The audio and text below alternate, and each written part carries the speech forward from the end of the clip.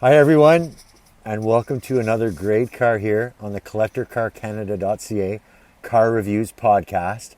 Before we get to it, remember we also have the Collector Car Stories podcast, where we talk to a fellow enthusiast about a car he or she has, maybe a collection, a road trip, anything car related that's worth telling a story about. And we post those up every week or two on this same YouTube channel. You can also find them on the website under CCS podcast menu item. And if you think you might have a story or a car that others would like to hear about, please hit us up, CollectorCarCanada.ca. Every page there has a link to a contact us page, so you can do it that way, or just send us an email, admin@collectorcarcanada.ca. And another little reminder, please remember to help us spread the word about these videos we're doing, in case you have anyone who might be interested in the cars or the Collector Car Stories podcast. Please hit like if you like them. That helps deliver it to other people who'd be interested. If you press subscribe, you'll be among the first to see these videos when they're first posted. And of course, you can share it around with your friends. There's a button right here on the YouTube display to share it with your friends. So back to the car at hand. We've got a 1992 Mercedes-Benz 300TE. Now, if the T part is a little counterintuitive to you, if you look behind me, you can tell that I'm sitting in a station wagon. Very popular cars, body styles in 1992.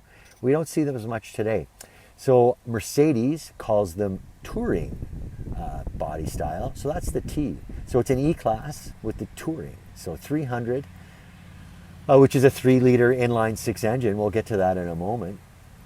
T for touring and E for the E-Class, which of course still runs today. A benchmark for Mercedes-Benz. So 1992 300TE. It's got just under 206,000 kilometers on it. It's a US car. We'll get to the odometer when we tour you around the interior. For now, I'm going to start it up. We'll pop the hood, listen to the engine and the exhaust, and take a little tour of the car from there. So here we go with the start up.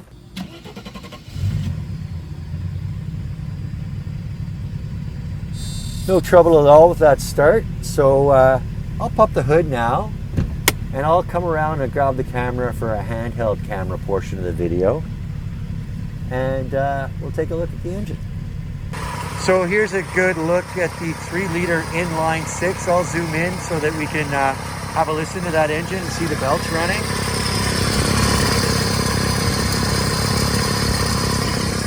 Fans working away behind that rod as well. Now, I haven't mentioned this yet, but we're selling this one no reserve. So it does have a few flaws. I'm going to try to point them all out. I'm no mechanic, but I can see a little bit of oil seepage here on the valve cover and up here on the air filter. But otherwise, that engine's looking pretty healthy. Battery looks pretty strong and new as well. We'll try and get the date code on that for you. As you see when we get the inside, the car is equipped with airbags. Here's the option codes for the car. We'll decode that on the detailed listing. It's going to be lot 231 on CollectorCarCanada.ca. There's just a routing diagram. So we'll pop that hood down, and you'll see the setting I chose for the video. The owner of the car's got a beautiful property here in Niagara. And I think this looks like it used to be a garage maybe, and the walls are still up. So let's take a little walk around. One thing the owner he said he's guilty of is that the car might be suffering from a little underuse. And we see some evidence of that. The car is kind of dusty. We didn't have a chance to clean it before having to shoot the video. And we're gonna show you a few dings here and there. But keep in mind that we're offering this one at no reserve. So the first flaw I'll show you, right below that indicator, there's the only patch of corrosion I've found so far. I'm just fumbling in my pocket to find a coin so that I can film it with the coin and you get some perspective of it. So there's a look at the corrosion. fabulous thing about this car is that the owners upgraded it to be wearing AMG monoblock wheels. So those are certainly well known in the period for Mercedes. But yeah, we've got a black on black car here today. I don't have lots of space to the side of the car for perspective, just because of the setting I chose. You can see that's the bottom of that stone wall on the passenger side of the car. But as I say, we've got a black exterior on a black interior with the gray cladding towards the bottom of the car, towards the rockers. So I just spotted a couple of dings here I wanted to show you. There's one there, and then a scratch with a ding here, just 4 of the tail lights. But there's a good look at those monoblock wheels. They're skinned in 2 pairs of tires. Up front, there's a set of hand-cooked Ventus V12s. Hand-cooked Ventus V12. And I'll read off the size: 225, 45, 17. You see they've got a wide speed rating, so that's right to the extreme. I think we've gotten a good listen of the engine at idle, so I'm going to cut the engine. I'm going to reach in because the buzzer on this car is a bit piercing. So there, we got it no longer running. And I walked by the sunroof. You can see the pop top operation is working. However, the slider function is not. The slider function is not working on this car. A couple of other flaws I know about, pointed out to me by the owner, who's been really forthcoming. And as I say, he's willing to accept the no reserve auction. He mentions that an O-ring in the transmission needs replacing. And if it's not, and the car sits for long periods of time, you might have some seepage or leaking of the fluid. And the other item is, you can see we've got the front window open, but not the rear. So the driver's side rear window, I can hear the motor working, but there's a bit of a crunch, and the window only opens an inch or two, so that needs servicing as well. Probably just needs to be recalibrated to get back on track. So we looked at that front tire. In the rear, there's a set of Continentals, same size, 225, 45, R17, H rating in the rear, but square setup. So same size tires all around. I think I see a date code of 2013 for the Contis in the rear. Let's see if we can find a date code for the Hancooks up front. Here we go, 2011. So these tires are a little dated, admittedly. The car's been stored indoors, and that's why it's so dusty on the property here. The owner has a barn where he keeps some of his cars. So here's where the car looks like it's most distinct from the sedan version. And we see that TE badge, T for touring, as I say. The 300, this is back from the old days when Mercedes and its rival BMW would tell you what the displacement of the engine was in the model name. So this 300 denotes a 3-liter engine, and as we saw, it's an inline 6. I see a piece of corrosion I didn't see earlier. Yeah, I think we got a little bit of corrosion here as well. So we missed that with the photos, but we'll have to snap that when we're done the video, because we want to bring all the faults to your attention. The other one we noticed when we were doing photos is there's some paint suffering here, some chips in the paint, just along where you grab the lift gate to lift it, and that's also where the license plate light would be. I also noticed that we didn't have any trouble with the sound of the muffler, but that tailpipe, just from the tailpipe outward, it's suffering from some corrosion too. So, and a rear wiper in place. We did test this power antenna. I can confirm that it works. And the other nice thing with the wagon is you get a roof rack here with some usable roof rails for tie down straps and rope if you have extra cargo. We'll get a look at the inside of the hatch when we look at the interior. Lots of space in there too. So here's a look at the right rear monoblock, skin in the Continental, Conti Pro Contact, a matching tire to the rear on the other side, 225, 45, 17, Y rated. And just on the door here, I see a couple more dings I want to show you. So these just look like door dings to me, but they're there. No paint breakage here. Maybe a paintless dent removal PDR guy could get those for you. And then there's a scratch here on the cladding, but that's not metal, so that could likely be sanded out with a really high grit sandpaper, but don't take my word for it. Either you're an expert or you speak to one before you do it. And then here's the front right monoblock. The wheels are pretty clean, 17 inches as I say, and this is another one of the Hankook Ventus. I think I might have said Y rated for the rear tires. It's the front tires that are Y rated and the rear tires are rated H. I noticed there's Mercedes logos on all panes of glass. They're photographed in our detailed listing, and there's the Mercedes decal here on the windshield. One wiper for the W124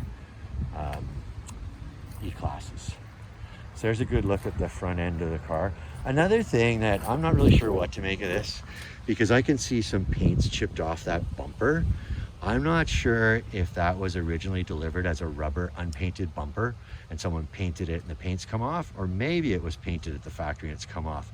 So the paint is imperfect, no doubt about it, but the nice thing about it is the rubber underneath is a pretty close match to the car. If this were a red car, it would look awful, but with the black car, you can almost get away with it. So there's a good look at the exterior of the car. We haven't tested those headlight wipers, but man, they look cool. So that's a good look. And of course, we've got the 3-pointed star from the old days that pops up from the hood, from the grille, I suppose, and then another emblem below it. There's a good look at the car. So let's take a little tour inside now.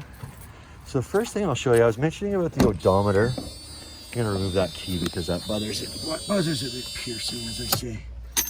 So here's a decal from a dealer to indicate the odometer was serviced in 1995.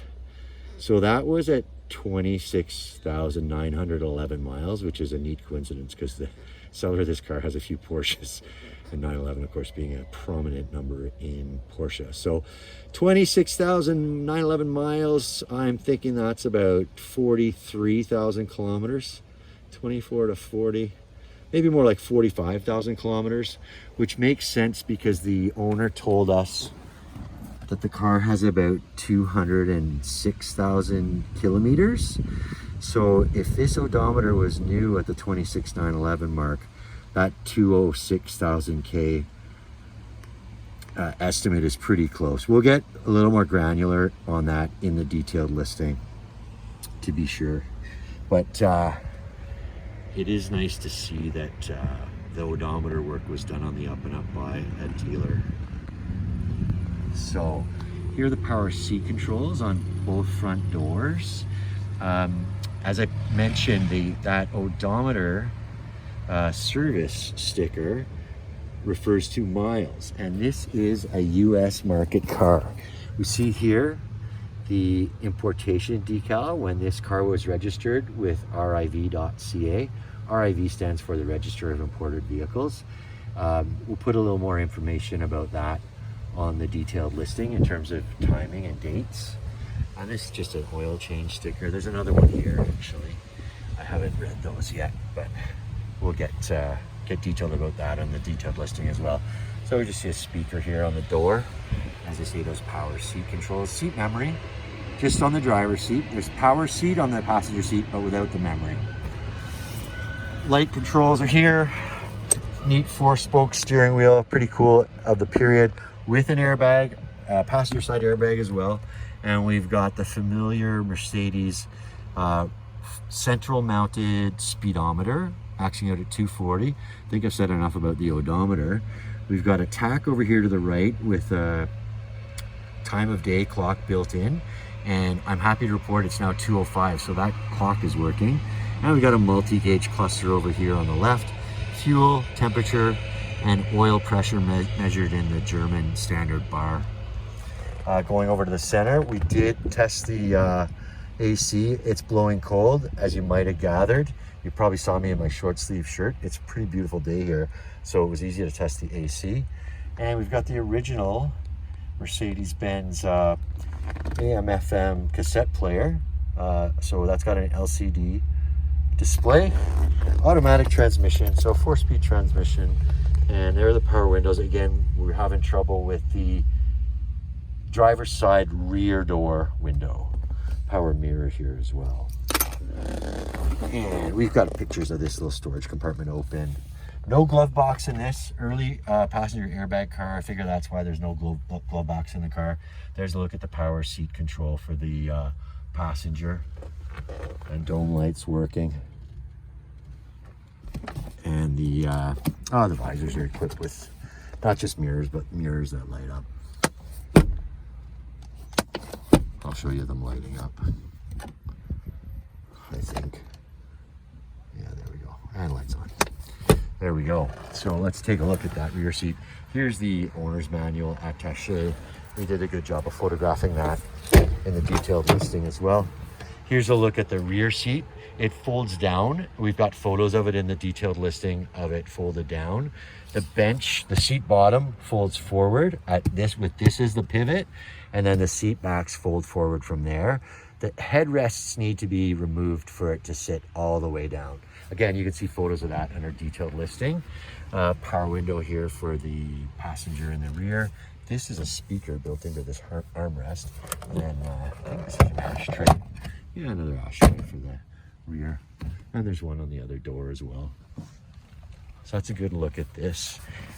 This interior might look like leather. I am 90% sure that's MB Tex, which Mercedes still puts in a lot of its cars. I think a lot of Mercedes owners believe they have leather interior, but in fact it's MB Tex. So we'll take a look at the rear area. So we've got the seat pulled down right now. So this is an 8-passenger wagon. I'm not sure if I'll be able to do this with one hand or not, but there are seat backs for the rear passenger, the third row of seating. Oh, I can, look at that.